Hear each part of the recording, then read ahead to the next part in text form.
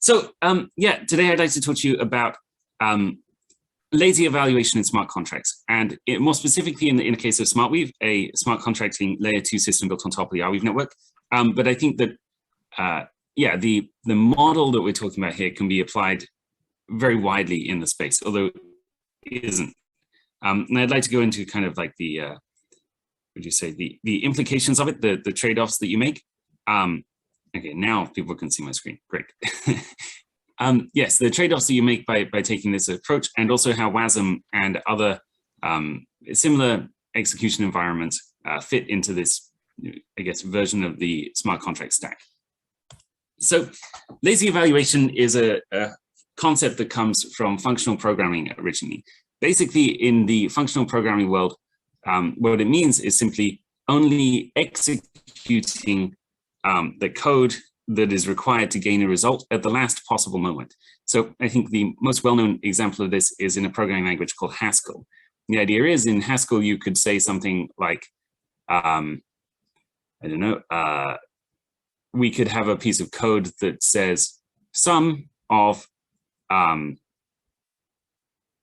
slice of 0 to 10 of an infinite list starting at 1. So we could say, please generate an infinite list, and then outside that we could say wrap that in slice, and, only take the first 10 elements of whatever it is, and then after that we would be able to sum.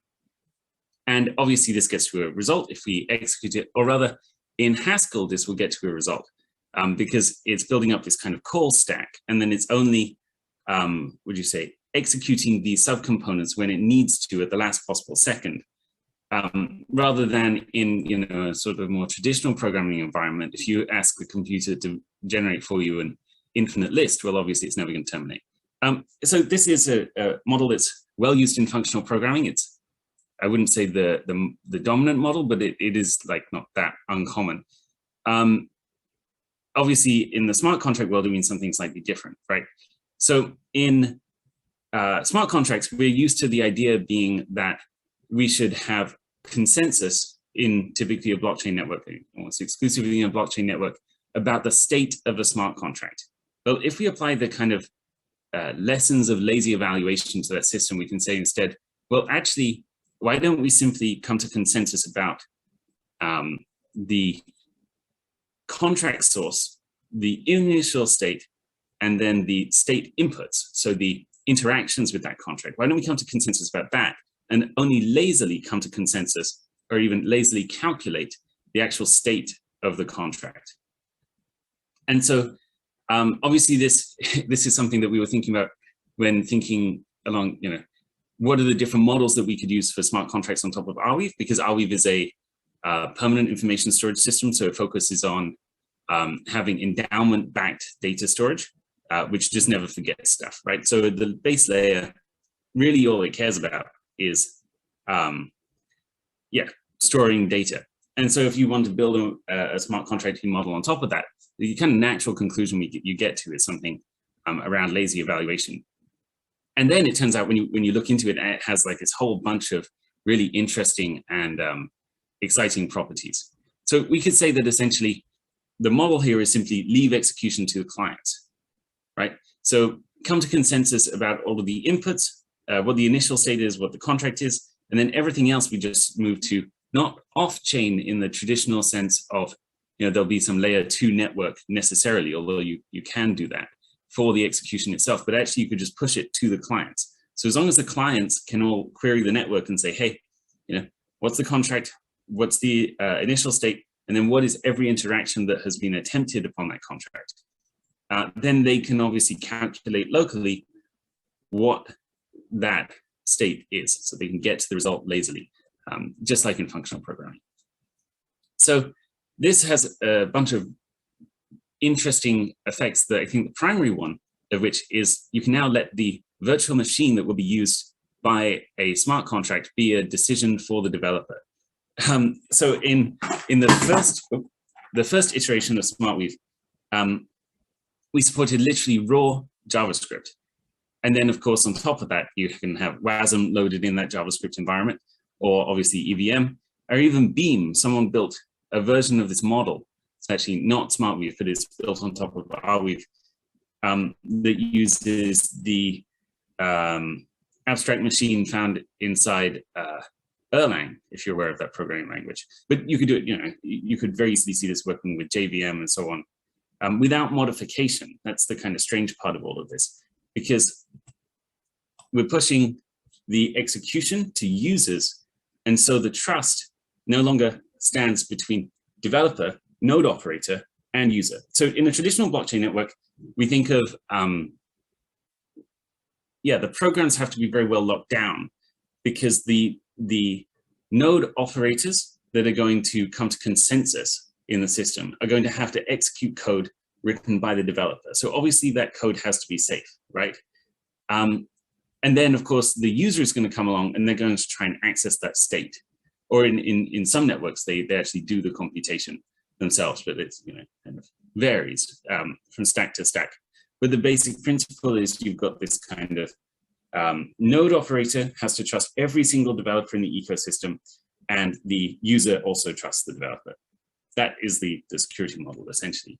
Well, if you push execution to the client, you have a security model that's much closer to something you would find in a traditional operating system. So when I go to the web, I download a piece of software onto my hard drive, and then I run it locally, right? And there's a sort of implicit trust that the developer is not going to screw up my machine. So now the trust relationship is just developer and user. Well, we can apply exactly that same thing, but to smart contracts. And subsequently, you can essentially let that smart contract do really, really powerful and potentially unsafe things. So there are many smart contracts in the Arweave ecosystem that will, when you're trying to compute them, for example, write to your hard drive, or do other really, really, frankly, crazy things in a traditional smart contract environment that would never be possible, because of course that node operator has to execute the code on behalf of the user. Whereas in this model, we just cut out the middleman, if you will. And then the trust model can be much closer to what you have in the traditional desktop and mobile environment. So I think that at least in the SmartWeave model, what we've done is we've said, okay, well, this is a pretty powerful and interesting possibility, and if used in the right way, can allow you to do lots of really cool things. What we'll do is we'll make all of that power available to the user, and then have this sort of, we'll use frameworks to make things safer to write smart contracts inside further down the stack, if you will. And then, anyone that wants to tap into the power and knows what they're doing can, but hopefully those that don't want to can run inside of, for example, a WASM environment, which is a little bit more locked down. That runs inside the contract. So another really interesting thing that this enables is unmetered compute, because of course, in a traditional blockchain network, you can't just let your functions, or you can't just let your contract invocations run for arbitrary amounts of time, because you've got things to do, right? You've got to come to consensus about the output of that compute. Whereas, of course, in the model described here, we don't do that. We push that to the users, and so actually you can, and the user is saying basically, well, okay, if I want to interact with the smart contract enough, I will wait for it to compute.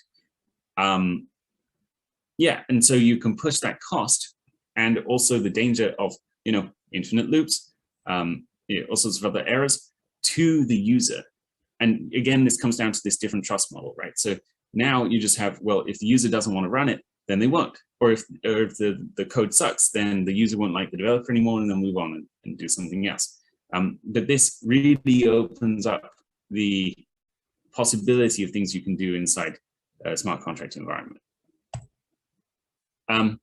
Another interesting thing, this is a bit more SmartWeave specific, is that they can ingest arbitrary amounts of data. So you can ask the Arweave network, hey, please go get me this data, and then you can process it, which is really wild. I mean, we have people running smart contracts that have got gigabytes and gigabytes of data ingested into them, which of course you could just never do in a typical EVM model smart contracting system.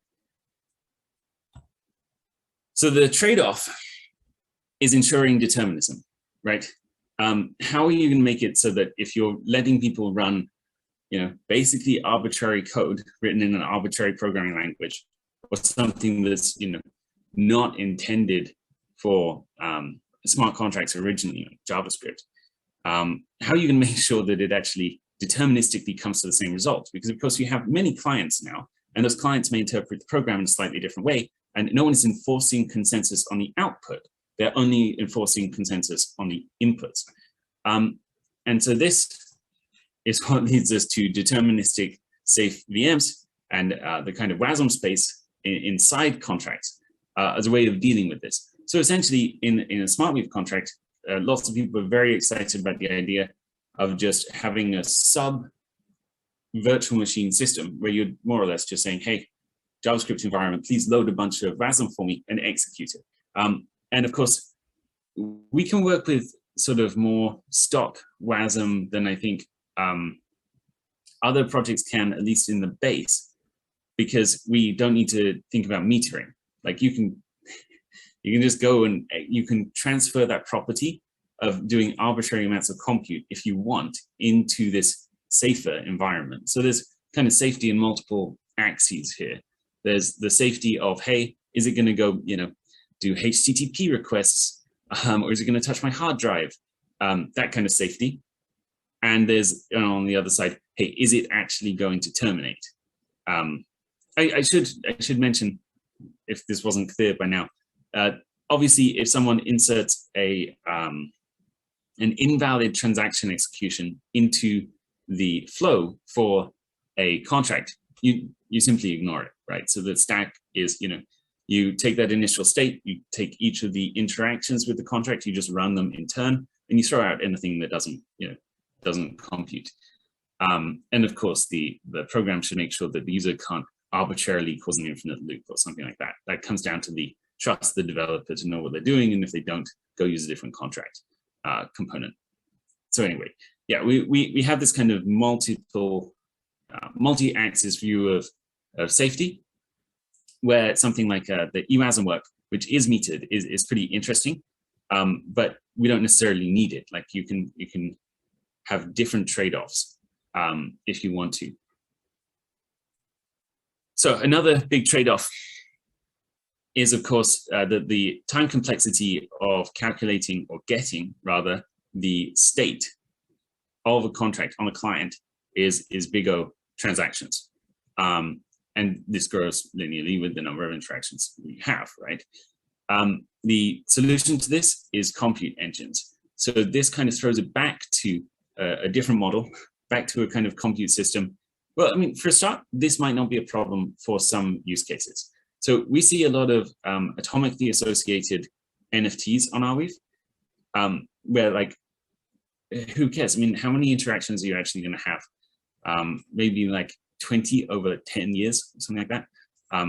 Yeah, it's really not that big a deal. So, just don't be concerned about it, basically. That's definitely a viable option for some smart contracts. There are also some other smart contracts where you're doing things like, one that we're very interested in is putting GPT Neo inside the smart contracting system and having it execute. Yeah, using that kind of amount of compute, it's not clear that you'll want the same compute engine as someone that wants to truncate state access for example, I don't know, a DEX, right? So anyway, a compute engine in this context, as we define it, is something that allows you to cache the state one way or another. There's numerous models for this, and I think this is one of the exciting things about this this architecture for a smart contract system, is that you can essentially swap out a bunch of the different components. So at the base there, you've got some sort of system that's getting for you, that initial contract state, initial source code, and the list of interactions in a row for you to apply. But that's basically it. That is if you want like the motherboard of the system. And then the CPU of the system, you can swap out, JS for WASM. You can swap out WASM for JVM if you really want to. Yeah, there's this kind of flexibility there. And then on the other side, you can, yes, you can swap out what the yeah, there's no direct analogy for this in the physical machine world, but this component that allows you to cache, I guess, the state so that you don't have to execute everything each time. Obvious worst case implementation of this is like a centralized cache, right? You just rent state access from someone and have them sign it, and then say, you know, you can do fraud proofs and stuff. But yeah, that's one option. Wouldn't recommend it, but some people have tried it in the ecosystem. A cooler option is something like, for example, Koii network, KYVE, that basically has a system of validators and archivers. And you can give it, you know, some reasonably constrained code, and you say, okay, please go compute for me the state of this smart contract. And some people archive the state, or one person archives the state, and everyone else validates. They're all state in the system, and so if the archiver writes a state to the chain that is false, then everyone else can slash them. And then you essentially start a sub pool inside this Koii system for storing the present state of any contract. And so you have a kind of DAO style compute on top of the base SmartWeave engine. And the interesting thing about that is that, you know, you can still have it basically do whatever kind of compute you want, as long as the pool operators, you know, are willing to take the risk to execute your contract for you, and you also provide sufficient tokens to get that compute done. So there's a ton of different ways you can solve this problem, if you even need to solve it at all. But that is, I would say, the main trade-off of this architecture. So just a quick example case to kind of show you what this model is capable of. Is Koii. So Koii is an attention betting market. The idea is that you can collate traffic logs from many different nodes in the Arweave network. And if you use their web extension, then you sign your requests to the gateway with your private key, right? And we can see that your private key is associated with some tokens. And so, you know, there's some sort of reasonable way of achieving civil resistance in the logs that you can get, and which are obviously, you know, anonymized or pseudonymized, and only collected if you have this thing installed. But if you do, basically what Koii is doing is saying, okay, let's track all of the attention on the permaweb, or if people are opting in, and let's print some tokens each day and reward those people that that made the content that you're looking at, and proportionately to the amount of tokens that they have burned on that piece of content. So for example, if I make a great meme, I might burn one Koii token on it, with the hope that in the future, more than one Koii token is going to be minted and given to me as a result of people putting their attention on my piece of content over time. And so you essentially create this attention betting market for the future allocation of people's scarce, well, attention. That's what Koii is doing, and it works as a SmartWeave contract. Every single day, it ingests gigabytes of logs, which for a start, for a smart contract is really, really crazy. You just couldn't do this inside any other model, I don't think. And it also even performs HTTP calls directly from inside this contract. This is, one way of thinking about it is it's insanely unsafe. It's also a question of, well, actually, how are you doing those HTTP calls? Obviously, the way they do it in Koii is that they have numerous backups. And so you can kind of swap between things, but it does somewhat centralize the ability to have consensus in your contract upon the availability of external resources. But also that is now just no one's forcing a developer to do this, but you're making it so that it is possible if they want to, which I think is pretty interesting. There's also ways to do this in a more or less safe way, right? You can, for example, speak to the gateway that served you the content, or speak to the gateway that served you the inputs and so on for your SmartWeave contract. That's probably a safer bet to speak to the Arweave than just saying HTTP get google.com or whatever it is. But you could theoretically do that if you wanted to. So you have it doing basically arbitrary massive compute on arbitrary inputs of data, and it's doing HTTP calls on those even. It's really, really wild stuff that, for a smart contracting system. It's been running live in production for 6 months. So this is a model that really works. There's actually an ecosystem, like hundreds of applications now on top of SmartWeave. It's not very well known in the crypto space, but it exists. And so thank you everyone for watching. I hope this gives you some kind of ideas about, well, hopefully how you can apply the WASM VM work to your own smart contract chains in a slightly different way, making different trade-offs. Because I think basically what we've outlined here is, well, you can just take stock WASM if you want. Like, no one's, this model is perfectly aligned with that. Although you have to make these different trade-offs around, like, okay, well, how are the compute engines going to work then? How is the trust model going to be between node operators and so on? And indeed, you could swap out WASM or JS with whatever virtual machine you want, but I think that this is an interesting model to pursue for sure. Anyway, so I hope that was interesting. Let me know if there are any questions.